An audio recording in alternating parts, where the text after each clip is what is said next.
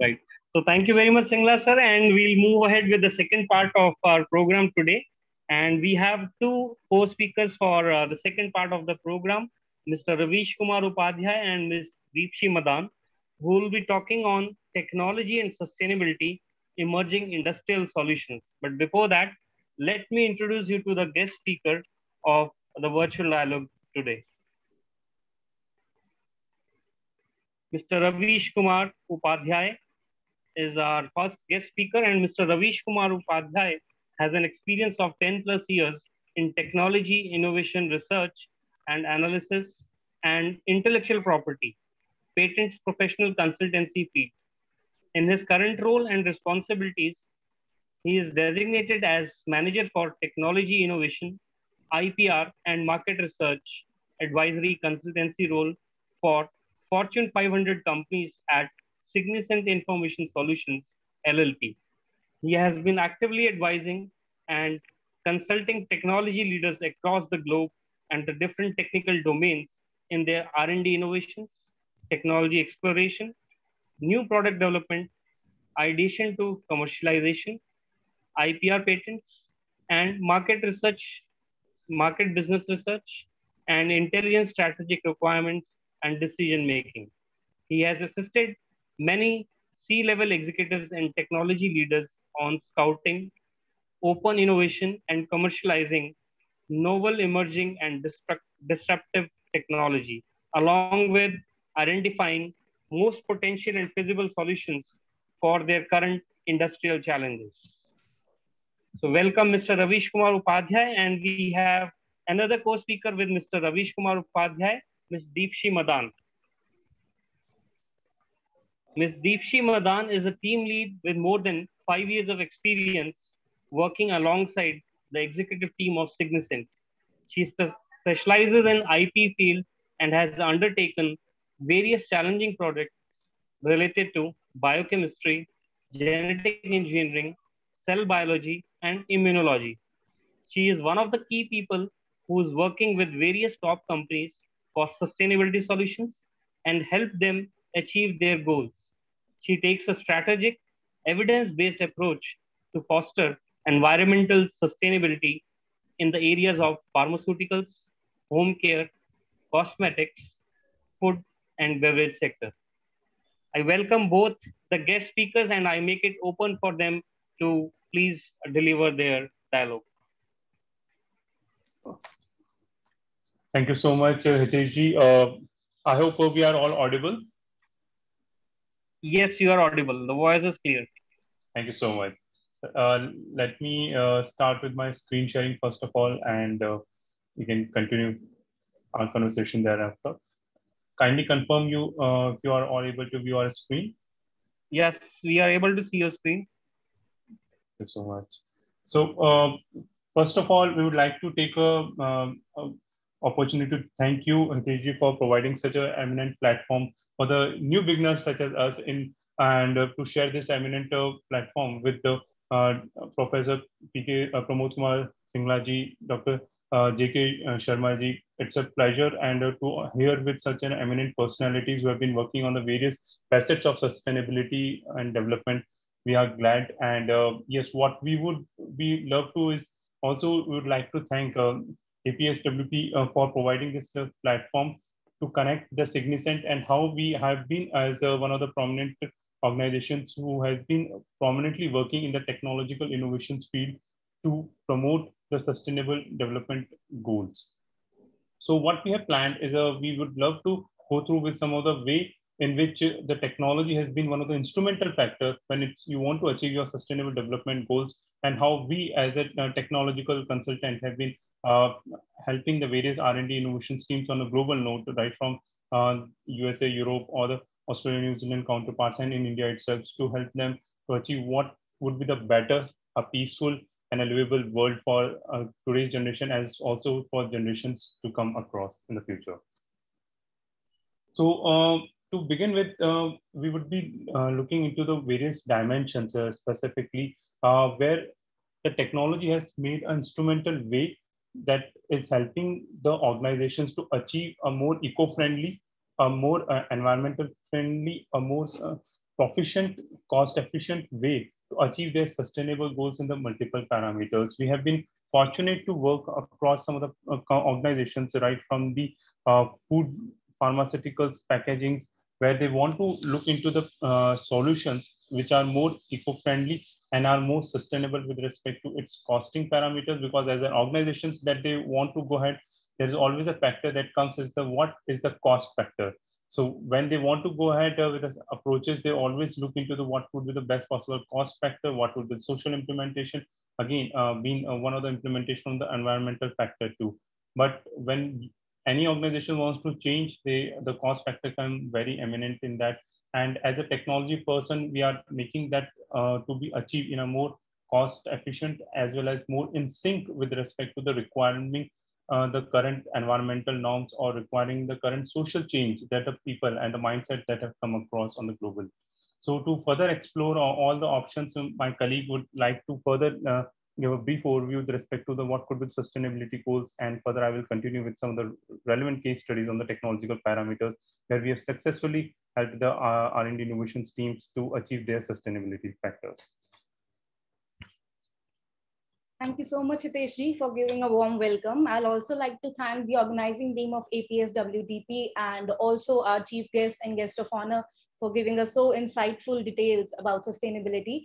And I'll continue on what my co-speaker Ravish said on sustainability and sustainable development goals.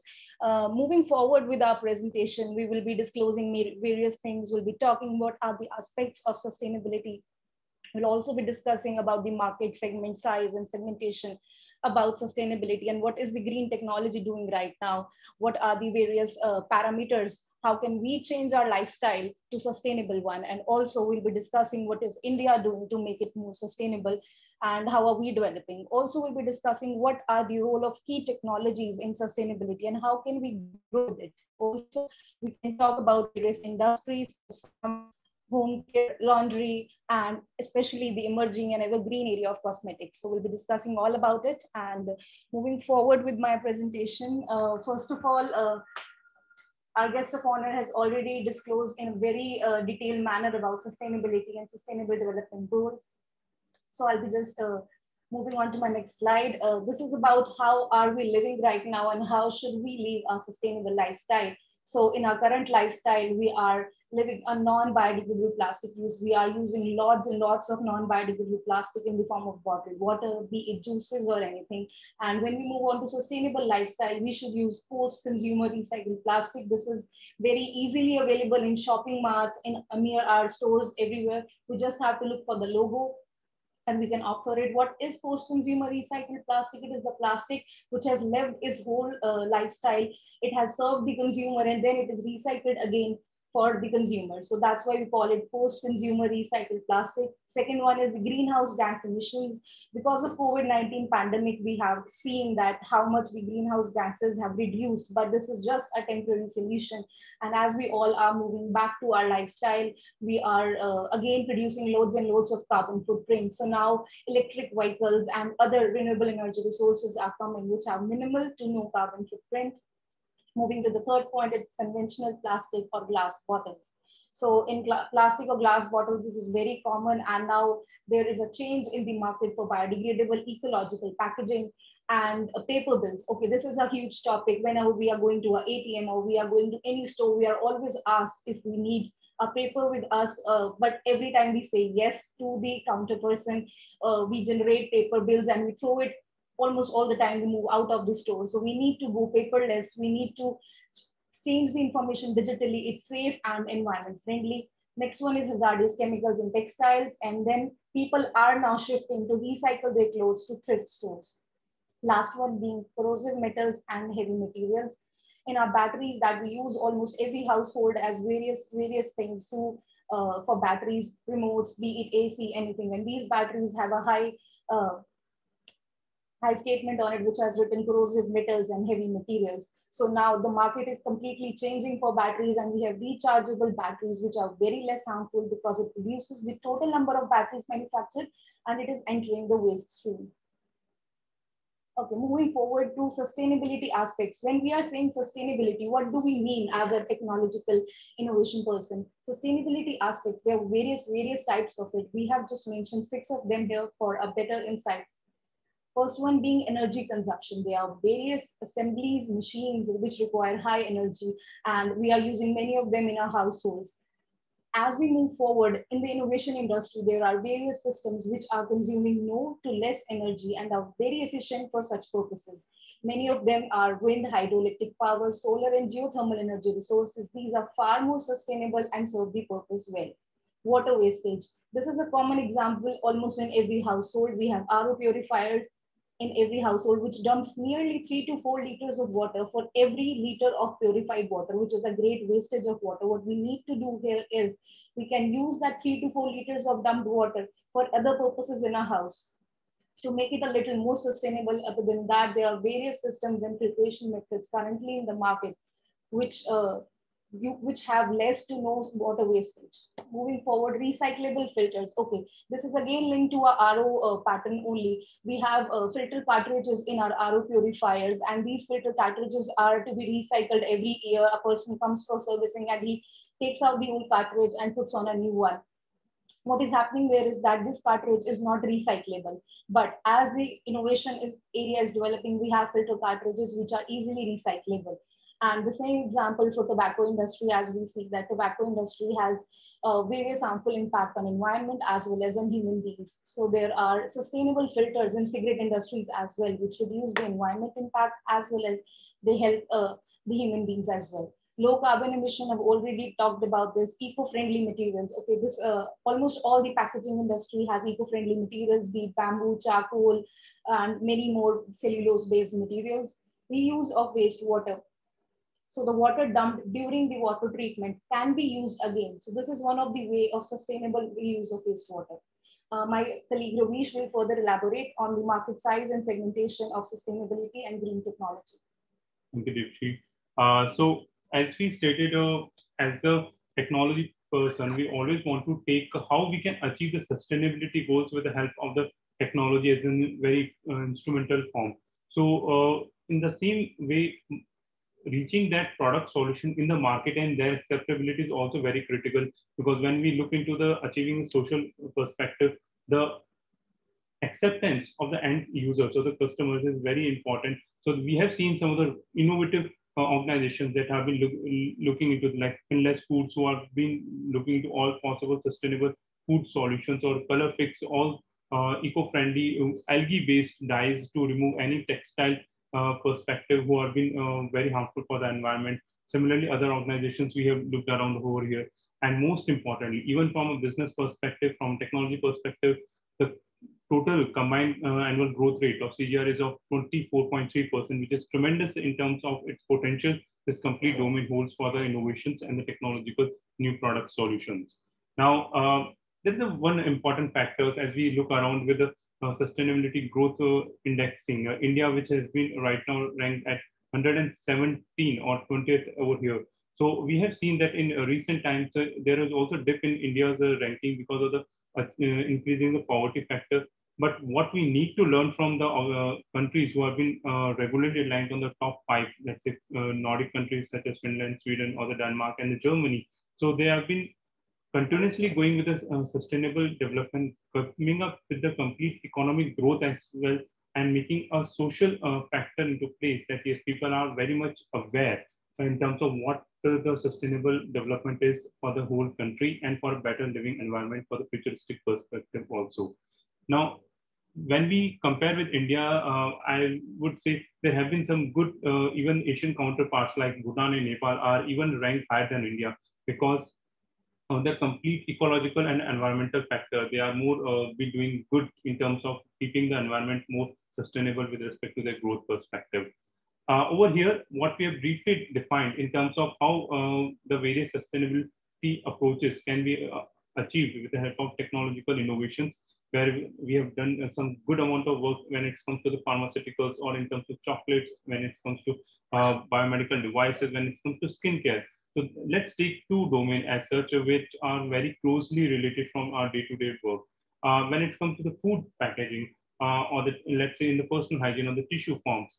There have been one organizations from the global, let's say one of the organizations based from the Europe. They wanted to reduce their complete dependency on the wood-based pulp that they were making for the complete tissue paper by almost 50% for their sustainability growth of 2030 itself. For that, they are looking into the solution. So there could be one of the potential solutions that we as a consultant were able to help with to achieve was related to the algae. So algae, when it can be used with respect to the solutions which are more faster to grow, it's algae as a formulations or algae as a complete source of the various natural polymers and materials that can be very well be used on multiple applications. So instead of wood, how the algae can be one of the sources as a for the tissues and other industrial applications. Similarly, even with respect to the packaging of, let's say, chocolates, seaweed-based packaging or the mushroom-based packaging, plant milk protein-based packaging have been certain innovative solutions where we have one of the biggest dairy company on the global node to come up with the most sustainable and biodegradable compositable packaging solutions for the same.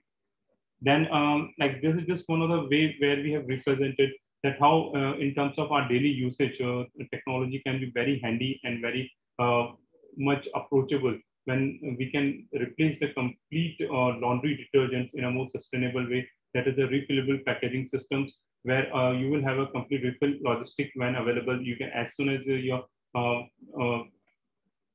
detergent has been used, you can very well easily refill it with the help of the Swan systems. At the same time, as there have been 100% recyclable packaging solutions, so there has been one England-based vegan chocolates who are making a fully biodegradable, sustainable packaging solution. So apart from the taste, they are also adding up one of the new dimensions for the customers to purchase them. That is to have a more eco-friendly perspective, to have a more sustainable perspective for the environment itself. Similarly, one of the biggest beverages company who have been very much looking into the cardboard-based packaging bottles that can be worked around. So there are three big companies that have been working together to achieve and have a complete cardboard or the biodegradable waste bottles because beverages in any forms are one of the most consuming food or the beverage on a global level. So there are a huge amount of PET plastics bottles that are being placed. So they want to elaborate or eradicate all such formations and come up with a altogether natural polymer waste bottles over here. So then we also looked into the cigarette filter services. Again, one of the way where a lot of huge amount of waste has been left over by the people who consume a lot of cigarettes on a global note specifically. So how the filter which has been made can be made a more biodegradable with the help of innovative formations of the technologies with the natural derived, like whether the solutions are derived from the corn waste or what are the natural other paper and pulp waste that can be used, or the formal materials that can be used, which are more eco-friendly, but have the same characteristic phenolic properties to absorb the complete filters properties too. Similarly, to move ahead, I think that section would, Dipshi would love to explore and explain them with. Over to you, Dipshi. As I previously stated, that we need to shift to more sustainable cosmetics. So what was I saying by then? I'll be describing that. There are various modes in which we can dive in when we are looking to sustainable beauty products. We can go for eco-friendly packaging, be it biodegradable, refill, or we can reuse it. And then we have 100% natural formulations, which are good for skin, good for environment, organic, plant animal derived, microbiome, and we have seen various products having vegan and cruelty-free headlines. So you can opt for those products rather than the chemical ones as they are more sustainable. And the third one is waste utilization. There are various plant peels, fruit peels, vegetable peels, which are helpful for our skin, as well as the organic waste is utilized again in cosmetic products. So these are the three modes in which we can dive in when we are looking to sustainable beauty. I have two case studies here to link it a more better. The first one being a skincare brand, and it is making vegan cruelty-free scrub. This is a coffee scrub. So now what they are using is that we have n number of cafes around the Tri-City as well in various other regions also, as our various participants are from different states. So there are various cafes which are having coffee grounds, and these coffee grounds are normally drained down and they are not reused again, as the coffee for the consumer is there, and then the coffee leftover coffee is wasted the coffee ground. So this particular brand and various other companies like this, what are they doing is that they repurpose these coffee grounds, and now this coffee is being used as a scrub. So this is a great example of sustainable cosmetic product. Other than that, we have our foundation packaging. So this packaging is made up of bamboo. Other than that, the packaging has a seed paper envelope. So what happens is that after you are done with your product, it is empty, as almost all the women can relate to it, that the products get empty soon and then we have to throw the outside packaging. What happens here is that you can just plant that packaging and it will grow into a beautiful wildflower, as the seed, as the paper has seed in the paper embedded. So this is also a great example. As we move forward, we have a sustainability example from pharma industry. Being in a COVID pandemic situation, this area is just growing exponentially, and we need to look at various aspects of it. Pharma packaging is creating a lot amount of waste, we can say, and the industries are slowly and gradually moving to environmental sustainable design. This packaging is also improving patient dosing compliance, and it is great and convenient for all the purposes. It is environment friendly. It helps patients to reminds patients to take it again, and these packagings are normally available in push through pill access. Okay, this is again a RO filter problem. As I've stated earlier, that the RO water purifiers are wasting huge amount of water, and we need to reuse the water again. But yet again, why are we wasting that much amount of water? Why is it generating 3 to 4 liters of water for every 1 liter of purified water? So there are various RO purifiers available in the market which generate low water wastage, and they have high technologies like this. Stage 1 is about activated carbon, a sustainable filter. Stage 2 is a RO membrane filter, which helps in purifying the water. And stage 3 with activated carbon core helps in removing all the odor and tedious from the water. And this is a sleek design, will suit your home and as well as help in the low water wastage. And as I've stated earlier, that India is doing a lot in terms of sustainability. Though we rank far behind the other top countries, there is still a long way to go. This is a recent announcement that was made by Pradhan Mantri Matsya Sampada Yojana. It was announced in May 2020, and it has estimated nearly 20,150 crore for the Atmanirbhar Bharat package. This is specifically for fisheries sector, and this department has taken various activities, including implementation of biofuels, recirculating aquaculture system, open sea cage culture, seaweed cultivation, and also about biotoilets. Biotoilets has helped a lot in saving the marine life, and also the fishermen on the boat are now having the proper sanitation as per the goals of sustainable development. India as a country has done a lot till now, and there are various states that have already achieved many goals. Ban on single-use plastic is a key and foremost focus for now. And Maharashtra has become the first state to ban use of all kinds of single-use plastics, followed by Telangana, Tamil Nadu, and others. Then moving forward, we have renewable energy installations, as our honorable guest of honor Pramod Kumarji has already said, that renewable energy installations are important and we need to move forward, and we need to apply it. And there are various countries who have shifted towards this source of energy. So India also is doing a great work there, and Karnataka stands at the forefront of India's renewable energy transitions. India has installed at least 40% of its total energy capacity from non-fossil fuel energies. And organic certification agencies, Sikkim is the only state to become organic completely till now, and Madhya Pradesh still tops the list with 0.76 million acres. And organic farming really enhances the economic development without depletion of natural resources. Approved electricity vehicle policies. You might have seen various electric vehicles moving on the roads, and these are the new era of vehicles, and they run electrochemically without any combustion with the use of lithium-ion batteries. Over 10 Indian states follow the EV policy, including Andhra Pradesh, Karnataka, Kerala, Madhya Pradesh, and so on. And Meghalaya has become the first state to adopt a water policy, a dedicated water policy, as the previous one was not much sustainable and had a lot of wastage. So we need to be more sure about the water policies. And there are various participants from various states. So I'm getting, if your state is one of them, then it's a great thing. Please continue doing it. But if, as a Tri-City person, I need to work on more on all these sustainability aspects. So these are all the aspects we need to work in, and we need to go through it because this is a high time for our environment now.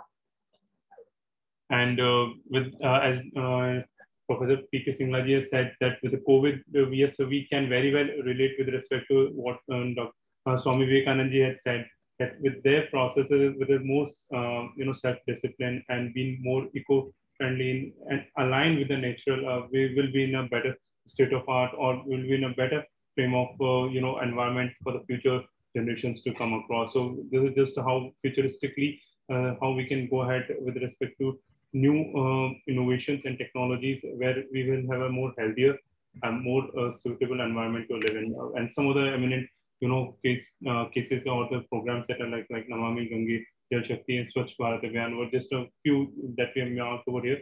But yes, it will require a huge investment.